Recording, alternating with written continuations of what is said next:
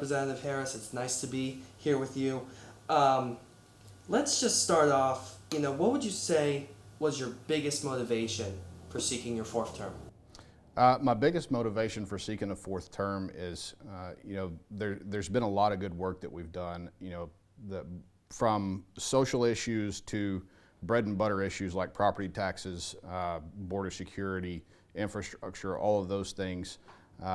I've had an integral role in shaping a lot of that policy for the betterment of East Texas, but we still have a lot of work to do. Water is one of the most critical issues that we face as a state.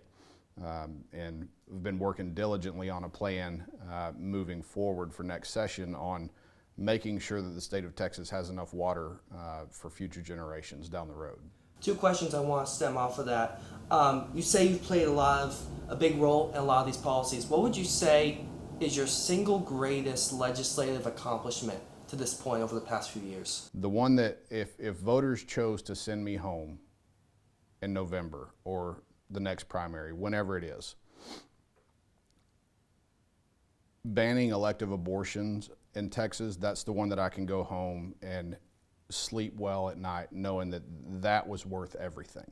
Just the number of babies that we've saved off of that in Texas, that's to me the greatest accomplishment. You feel that was worth literally everything? Absolutely. Well, then let me stem off of that. Abortion is a big topic for a lot of voters in this election, and you've touted your support for the heartbeat bill, the trigger law. Many support it, many do not. Sure. How do you feel about that vote all these years later? Man, no regrets at all. When you look at the number of lives that have been saved, the babies who are here because of it, I would absolutely do it again in a heartbeat, no pun intended, if given the choice again. What makes you so passionate about those laws, about being so pro-life? It really boils down to my faith. Being a believer, the sanctity of life and believing that every life was purposeful, and that God has a plan for every life, no matter the situation. And so I believe that it is our responsibility as a government to protect life from the very beginning to the very end. I don't know if you heard the story about Kate Cox a few months ago, a mother here in Texas who I believe she was well into her pregnancy. She found out that her child wasn't gonna survive. That was weeks into her pregnancy, and she was not allowed to get an abortion here. It would actually be, it would hurt her health. She had to go somewhere else. In a scenario like that, do you feel there should be an exception? Or no? Well, in Texas, there is the exception for the life of the mother. If the pregnancy poses a threat to the life of the mother, then abortion is still legal. And I've got it on my phone. The number of abortions that have taken place since Dobbs went through and since the trigger bill went into effect. So since January of 2022.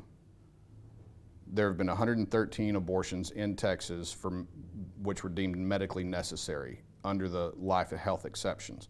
And about 12 or so of those were pre-Dobbs. So all of those took place after Dobbs went into effect. And only 4 of them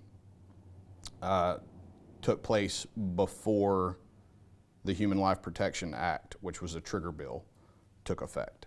So in that, but in a scenario, I just want to go back to the Kate Cox scenario, that was struck down by the court here in Texas. She was not able to do it, even in the scenario where the mother's life was in danger. How do you feel about that? I think if it was fully litigated in court and the courts found that the mother's life was not in danger, is that what you're saying? Yeah. That the court decided that? The court decided that she could not have an abortion here in Texas, even though she presented evidence the child would not survive, that she was in danger.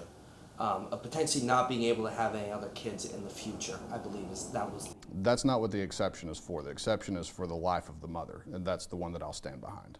But okay, so let me then go back. So there should be exceptions for the life of the mother in your view. There should not be exceptions if the mother can't bring the baby to term and cannot have any other children in the future as a result. That's definitely a tough issue, no question about it. There's a lot of feelings on both sides. I'm not a woman, obviously. I don't know what that would be like to have to make that choice. But I can give you one specific example of my sister's best friend and roommate in college, who wound up pregnant in college, unwed. She went to Planned Parenthood. Planned Parenthood doctors told her that baby will not survive. It will not be viable, won't make it to birth. He's now about a 22-year-old, very strong young man, productive member of society. So for every story where you have a reason to provide an exception like that, like you're talking about, you have one on the other side where the doctors were just flat wrong. And so as a legislator, I'm going to err on the side of life instead of on the opposite side. One more thing I want to ask you about this is a lot of people hear what you say and agree. There will be a lot of people who feel that something like abortion is too personal of a decision for the government. What's your response to that? I agree, but there has to be somebody advocating for that baby. That baby doesn't get a choice in the matter, right? And that life deserves equal protection to the mother. And so that's what I'm going to do as a legislator. Earlier in our conversation, you were talking about wanting to improve water quality, if I heard you correctly. How exactly would you like to go about doing that in the upcoming legislative session if elected? Yeah, man, we could spend a lot of time talking about water, believe it or not. That's one of my the issues that I dig in the deepest on in the legislature. You know, I've served as vice chair of the Natural Resources Committee. I'm chair of the Texas State Water Infrastructure Fund Advisory Committee in the House. I'm on the Texas Water Caucus and helped start that originally. Water is one of the most important but least talked about issues in the state. We have an abundance here in East Texas of water. That's not really an issue for us here, except for the fact that everyone else west of us wants it. They need our water. That's where the majority of the growth is happening. And so we have basically just a handful of options. We can either sell our water to those other areas and transport it out of the area, which I don't think is a good long-term strategy at all, or the state can take steps in order to make sure that the other areas have access to the water that they need in their own areas. And so the things that I'm looking at are water desalination. That's one of the most critical, or one of the main keys to solving this equation is water desalination. And so DFW, the entire region, is sitting on a literal ocean of brackish or salty groundwater. Right now, they can't really utilize it because we don't have enough electricity and the economics don't work yet to desalinate the water that's right below their feet. You have these brackish aquifers all over the state, DFW, out into the hill country in South Texas, everywhere. And so one of the issues that we have to overcome is power supply. We don't want to overload the grid by generating electricity specifically for water desalination. So what can we do? That's why I helped start the Texas Nuclear Caucus, to develop and make sure that Texas is the leader in advanced nuclear technology, bringing small modular reactors into the state, because those can perpetually supply the power needed for water desalination. Also helps everywhere else. We'll no longer be reliant just on natural gas or thermal generation and wind and solar. When you bring nuclear into the equation, it's perpetual, it's clean, and it's the advanced technology is extremely safe, walk-away safe. Would you say that's your biggest priority in the next legislative session, or it's something else? That and continuing property tax relief and border security. Those are going to remain my top priorities. Let's go into border security. Of course, that's on the forefront of many voters' minds, particularly here in Texas this election. How exactly would you go about curbing illegal immigration if elected? Well, I think we need to go back. So last session, let's kind of look at what we've done since I've been in office. When I came in 2019, we spent $800 million on border security. That was the most that the state of Texas had ever spent at that time. Last session, and to date, we've spent $11 billion on Operation Lone Star down at the southern border. That's the state's effort to secure our border. That's not the role of the state government. Let's be plain and clear about that. That's not our job to secure our federal border. That's the federal government's job. But until the federal government actually does what it was intended to do, then the state of Texas is going to step in and fill the gap where we can. The problem is, it's like standing at the foot of a gigantic dam, holding back water, and there's cracks in the dam, thousands of cracks, and we only have our 10 fingers to poke the holes in the cracks to fill it. That's what it's like trying to tackle border security at the state level when the federal government has the resources and the manpower to do it. And so other things that we're looking at that we did last session was create a new state felony for illegal entry.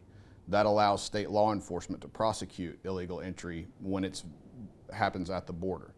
I supported that bill, and it's currently tied up in state courts. So I think next session we need to go back and look at what has to be done to make sure that it will come out of the court system and be able to prosecute illegal entry at the state level. Anything else that can be done at the state level to curb illegal immigration in your view? Yeah, I think eliminating the magnets that draw illegal immigrants here, whether that's free social services, in-state tuition for illegal immigrants, different things like that that we have in place right now, I think we need to eliminate. What are those in place that you feel you'd like to eliminate, those magnets? Go more into that. Specifically in-state tuition for illegal immigrants. So if you're an illegal immigrant and you come to the United States, then you get the resident rate for tuition at state colleges, state universities. That doesn't make sense to me. If you grew up in Louisiana and you come across the border into Texas, you've got to pay a much higher rate than someone who came here illegally. That doesn't make a lot of sense. So simple things like that, I think, are an easy option to clean up. And you mentioned earlier another one of your priorities is property tax relief. It's my understanding you want to see them lowered.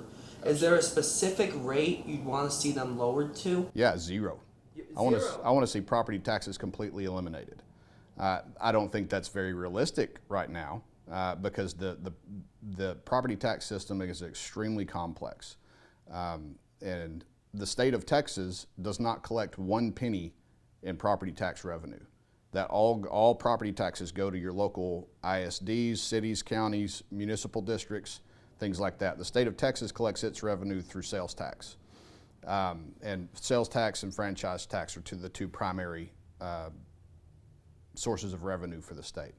So property tax relief, the way the state tackles property tax relief is to take our surplus from sales tax revenue and put it into local M&O school district property taxes. So it's called rate compression, where you're supplanting local dollars with state dollars on the M&O side. So we're compressing the tax rate down.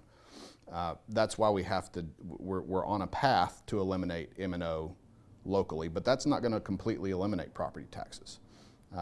I would like to see us completely eliminate property taxes and do a increase in sales tax. That way, everybody who's coming here, whether you're visiting or you're here legally, and you go buy a bag of chips at the convenience store, you're paying into the system that right now you're not. They're not pulling their weight if they're here illegally or visiting, either way. So I think that's the best way to go about it. I just don't know that will happen. So let's say property taxes are put to zero. How would that, or would that in any way, impact your business here? Because it's my understanding that you do sell a little bit of property. Yeah, it would impact my business for sure. Dealing with farm and ranch properties, most of those have agricultural exemptions or wildlife exemptions, so they're not paying a ton of property taxes typically. But it would affect me because if you raise sales tax, that would probably include a lot of services that currently you don't have to pay sales tax on. So there is the argument to be made that you're going to it would be a shift in the tax burden for sure, but I think it would level out the burden among the entire populace instead of just homeowners. You mentioned ISDs in your last answer, and I want to segue to school choice. Of course, that's been another big topic this legislative session. You've changed your position on school vouchers or education savings accounts. You were previously against them. Now you are for them, if I understand you correctly. Why the change? That's a great question. And I think going back to 2018 when I first ran and had a very hard stance against vouchers, that was from a very limited knowledge base. I wasn't, I'm not in education. I'm not a professional teacher, never been on the school board or anything like that. I was listening to the people that I was close with who were, and who said that I should have a stance against it. So then let's go to last session, where the Texas House had never had a hearing on any school choice bills, any sort of proposal like that in a public hearing in committee. And so I was still going into session in February, still very much a no on any sort of school choice program. Then I got appointed to the Public Education Committee. And we had 4 different bills that we held public testimony and a public hearing on. And it was a 16-hour long hearing, very long, where all the members of the public were able to come and give their opinion, good or bad, on these 4 bills. And each one was different in a little way. Each of the bills had tackled school choice in a different way.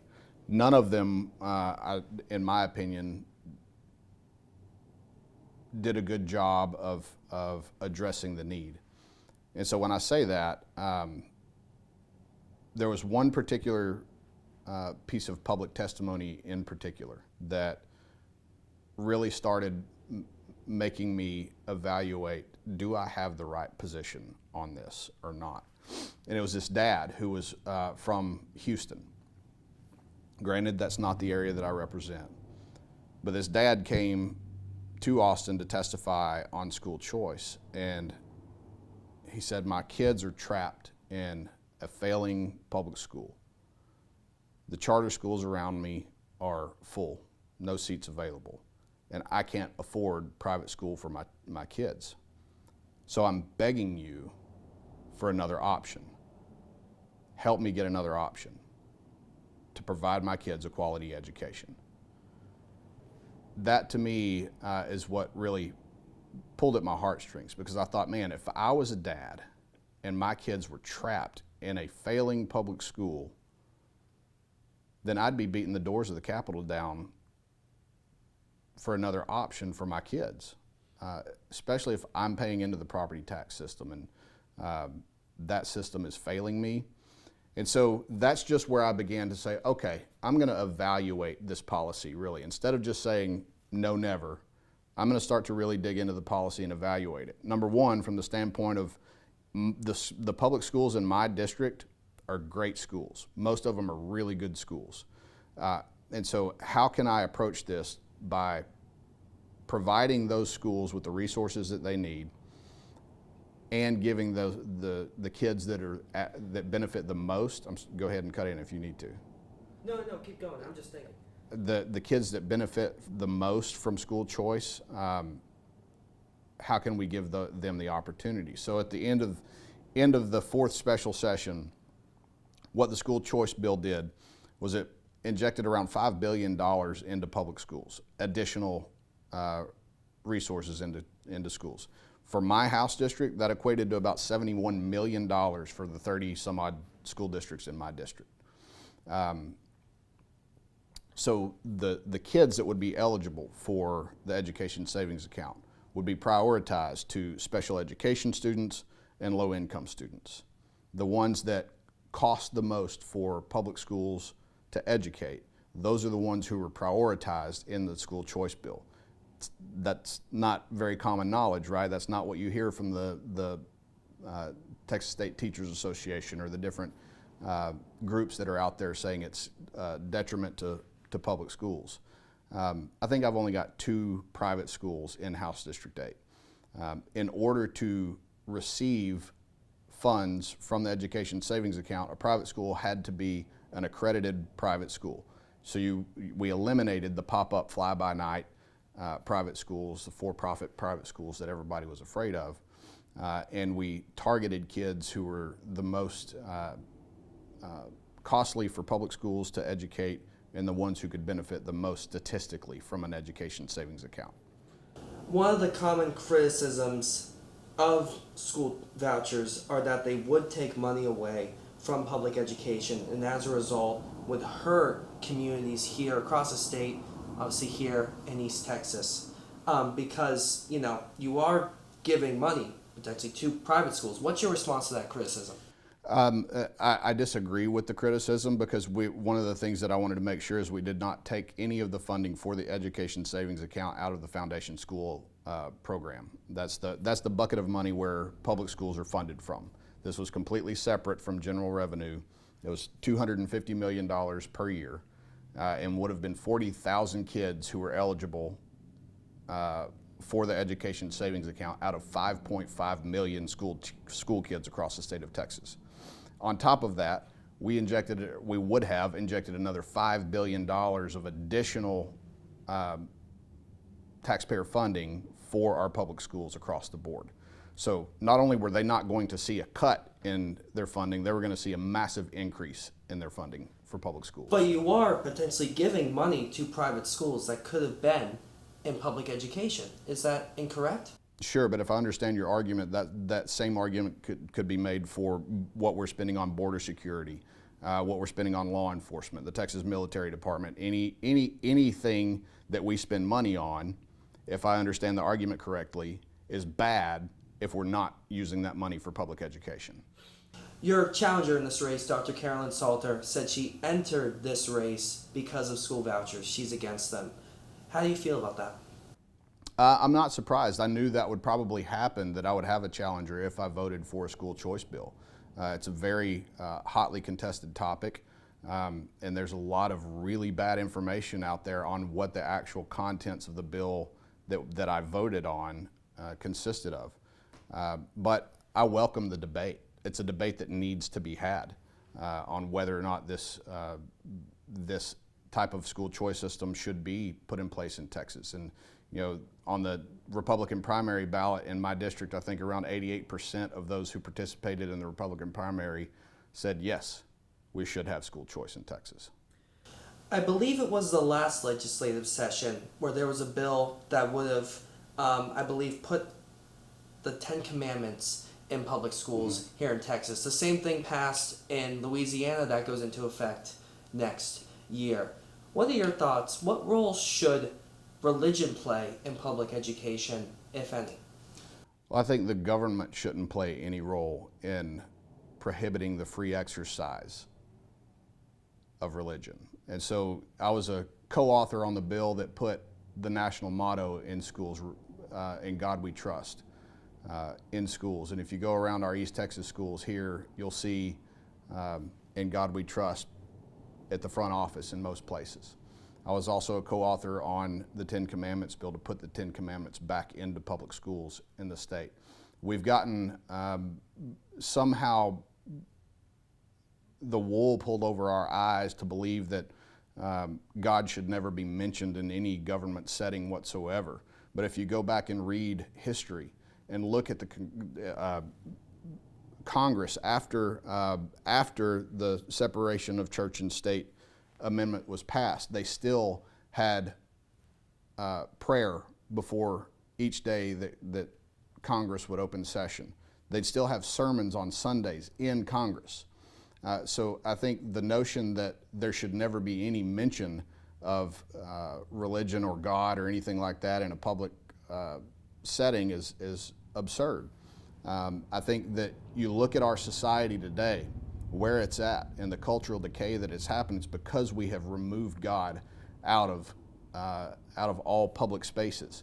And if I'm given the opportunity to bring that back just a little bit by posting the 10 Commandments in public schools, then absolutely I'm happy to do that. If I misheard you, please tell me so. At the beginning of your answer, did you say the government shouldn't really be playing a role in this? I'm saying that the government should not step in and tell teachers and students that they can't say the name of God in school. That's the role government should not be playing. They should get out of the way of the free exercise of religion and worship. And if a coach wants to pray with the kids on the school field, man, I'm all for it. The more that we can bring back those traditional Judeo-Christian values in our schools, let's do it.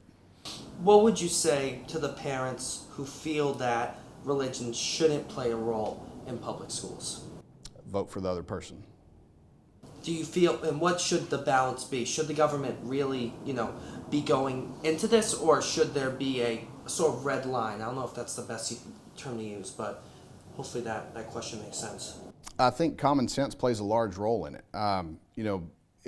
There are ways to build in principles that are a common theme throughout Judeo-Christian teachings that benefit all societies. I'm not saying that every kid should be subject to an altar call at church or at school. What I'm saying is the government doesn't need to put its boot on the neck of teachers and make them afraid to even talk about it with kids. And so it's a fine line to walk, no question, but I think we've gone too far on the other side of it to completely squash it out, and that's where I think we've got some work to do to bring it back. Back in September, you were at UT Tyler. It was almost like UT Tyler was in Austin for the committee hearing on hostile foreign relations. How much of a threat do foreign actors pose to Texas, in your view, and how would you seek to alleviate that if elected? That's a great question. And, just a few months ago, during the last session, I wrote a bill that banned foreign governments from owning agricultural land in the state of Texas. Excuse me. That's what I thought the real threat was, the biggest threat. Now, after doing a lot of research and talking to a lot of experts and having these committee hearings, my understanding has changed. Now, them owning agricultural land is just the tip of the iceberg of what the threat actually is. So now we know that China and Iran are working together in order to hack into our infrastructure systems. What they're getting ready for is an everywhere, everything, all at once strategy to create chaos and destruction in the United States when they choose to do so. And so what's the evidence of that? We've seen it not only in other parts of the world like Israel, where they hacked into a water supply system in Israel and increased the chlorine output to a level that would kill anyone under 60 pounds. Luckily, the Israelis caught it just in time before it hit the water supply. But they've also hacked into a water supply system in Muleshoe, Texas, up in the Panhandle, opened the valves and flooded the entire system. They did the same thing in Florida just a couple of months ago, where they hacked into a water supply system there and increased, I believe it was the zinc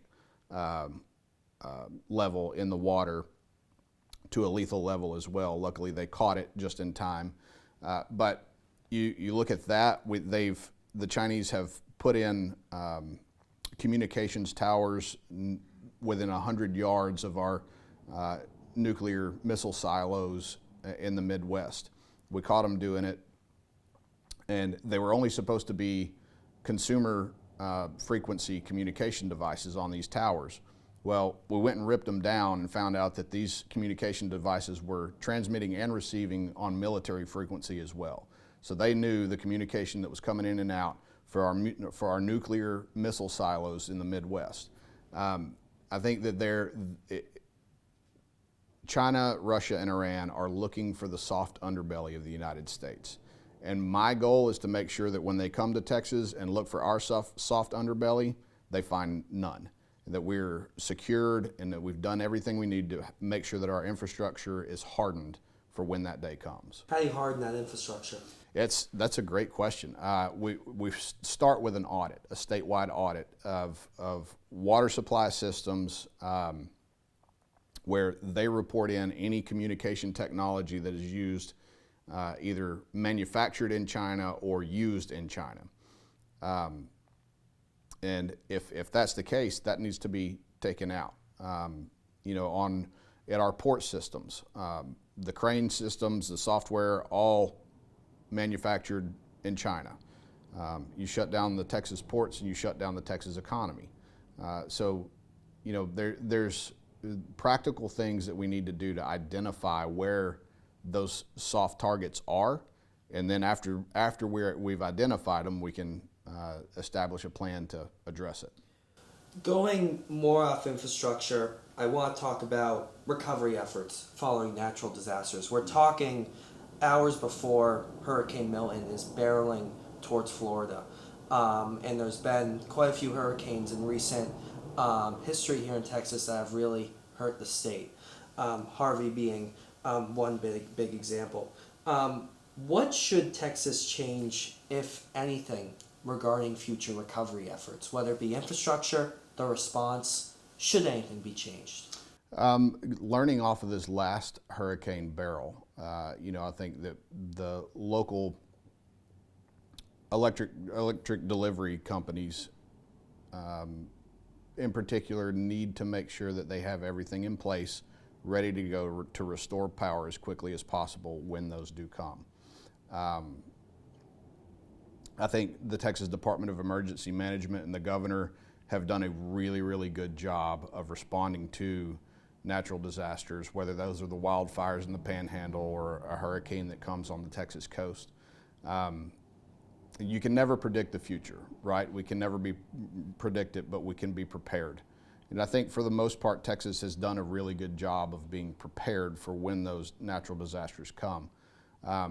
Can we do more? Absolutely. For hurricane protection, I think the state of Texas really needs to look at a coastal barrier system to protect against storm surge when hurricanes come, which is a lot of the damage that you see occur along coastal communities. So from that aspect, there is work to do from the legislature, but we're talking about billions of dollars. And so does the rest of the entire state of Texas have the appetite to put those resources behind something along the coast that may not ever affect them? Let's talk about healthcare, because it's my understanding that your challenger in this race, Dr. Salter, is really wants to expand Medicaid, rural healthcare. Is there anything you believe that should be done regarding healthcare here in East Texas?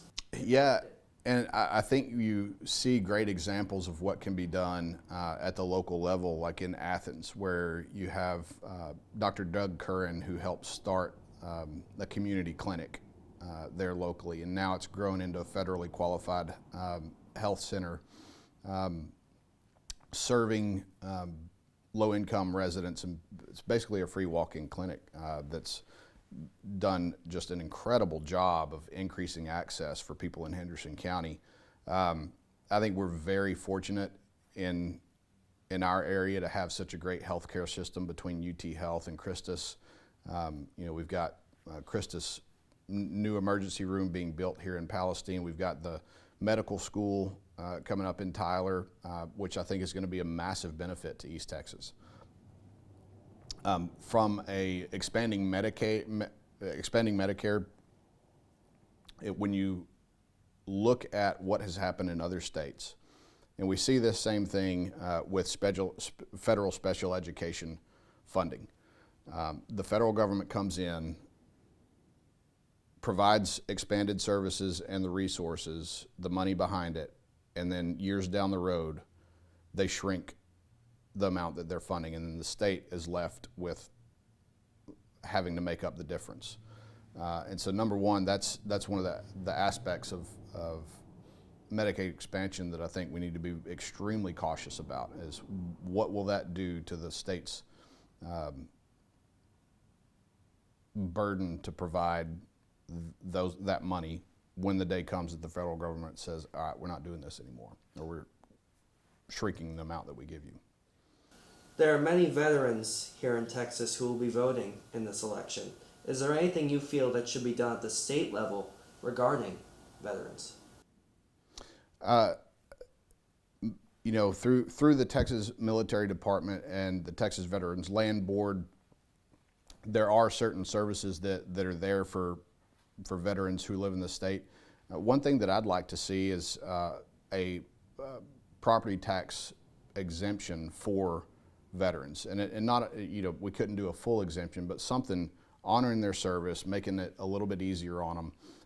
Mental health services is another critical issue that affects veterans, especially those who've served in the war on terrorism in the Middle East. And the state's role in providing the resources for rural communities to have access to mental health, I think it's not only for veterans, but for kids in our schools and across the board is something that's critically important for us to solve next session. The election is fast approaching. It's mere weeks away. What would be your closing argument to voters as they head to the polls very soon? It's a great question. The state of Texas is now the 8th largest economy in the world. We have 1,300 people a day moving to the state of Texas. They want to come here because of the Texas miracle. And it's not just economics that drive that. That's our culture and our values and our way of life. My role and why I'm running again is to go to Austin and defend that way of life. The traditional values that we grew up with here that I'm passing down to my kids, making sure that the people of East Texas have the opportunity to continue in that same tradition and to make sure that they have the opportunity to have access to good jobs, good health care. And that's why I'm running for my 4th term, and I would very much appreciate your vote for me.